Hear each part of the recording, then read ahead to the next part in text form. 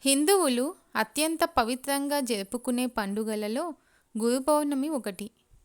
ఆషాఢ శుద్ధ పౌర్ణమిని గురు పౌర్ణమి లేదా వ్యాస పౌర్ణమి అంటారు. దీని వెనుక ఒక ప్రత్యేక విశిష్టత ఉంది. ఈ గురు పౌర్ణమి అనేది గురువులకు కృతజ్ఞత చెప్పుకునేందుకు చేసుకునే పండుగ. ఎందుకంటే సనాతన హైందవ ధర్మంలో తల్లి తండ్రి తర్వాత స్థానం గురువుకే దక్కింది. పైగా ఈ సృష్టిలో మనిషి పుట్టినప్పటి నుంచి మరణించేదాకా ప్రతి క్షణం ఏదో ఒక కొత్త విషయాన్ని నేర్చుకుంటూనే ఉంటాడు. కానీ ఈ విషయంలో కొంతవరకే తల్లిదండ్రుల వద్ద మనం నేర్చుకోగలం. మిగిలినదంతా గురువు దగ్గరే నేర్చుకోవాలి.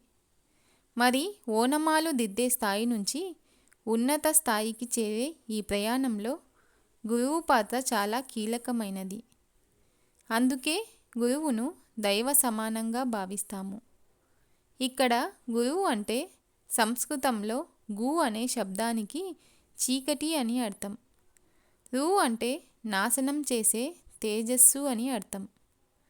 అజ్ఞానం అనే చీకటిని తొలగించి జ్ఞానం అనే వెలుగుని ప్రసాదించేవాడే గురువు అని అర్థం. మన గమ్యానికి దారి చూపించేవాడే గురువు. మనకు తెలియని విషయాలను చెబుతూ అజ్ఞానాన్ని తొలగించే జ్ఞాన సంపన్నుడు, గుణ సంపన్నుడిగా గురువు ఉంటాడు. ముఖ్యంగా చదువు, జ్ఞానంతో పాటు ఏ దారిలో నడవాలి, ఏ గమ్యం వైపు నడిపించాలో గురువే మార్గదర్శిగా నిలుస్తాడు. అయితే పురాణాల ప్రకారం గురు పౌర్ణమి రోజే వ్యాస మహర్షి జన్మించినట్లు పురాణాలు చెబుతున్నాయి. అందుకే ఈ గురు పౌర్ణమిని వ్యాస పౌర్ణమి అంటారు. అయితే పురాణాల ప్రకారం ఈ వ్యాస మహర్షికి ఒక పెద్ద చరిత్ర కూడా ఉంది. ఇక ఈయన జన్మదినాన్ని ఒక మహాపర్వదినంగా జరుపుకోవడం తరతరాలుగా కొనసాగుతోంది. ఈ రోజున గురు భగవానుడిని, వ్యాస మహర్షిని పూజించే వారికి అష్టైశ్వర్యాలు కలుగుతాయి. అందుకే ఈ రోజున భగవంతునితో సమానమైన గురువులను నమస్కరించి పూజించుకోవాలి. గురు పౌర్ణమి నాడు గురువు అనుగ్రహం పొందాలంటే ఈరోజు ఉదయం స్నానం చేసి పూజ చేసిన తర్వాత గురువు వద్దకు వెళ్ళి ఇంటికి ఆహ్వానించాలి. వారి పాదాలను తాకి ఆశీర్వాదం తీసుకోవాలి.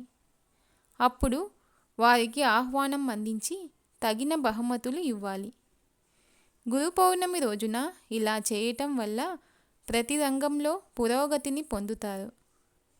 ఎందుకంటే గురువును సేవించడం ద్వారా జాతకంలో గురుదోషం తొలగిపోతుంది. గురువు అనుగ్రహం లేకుండా జ్ఞానం, మోక్షం రెండూ లభించవని నమ్మకం. అంతేకాకుండా గురు పౌర్ణమి రోజున పేద బ్రాహ్మణుడికి పసుపు వస్త్రాలు, పసుపు, ఇత్తడి, బెల్లం, నెయ్యి, పసుపు బియ్యం మొదలైన వాటిని దానం చేయండి. ఈ రోజున దేవగురువైన బృహస్పతిని ఆరాధించటం వలన సంతోషం, సౌభాగ్యం, ఐశ్వర్యం కలుగుతాయని పండితులు చెబుతున్నారు.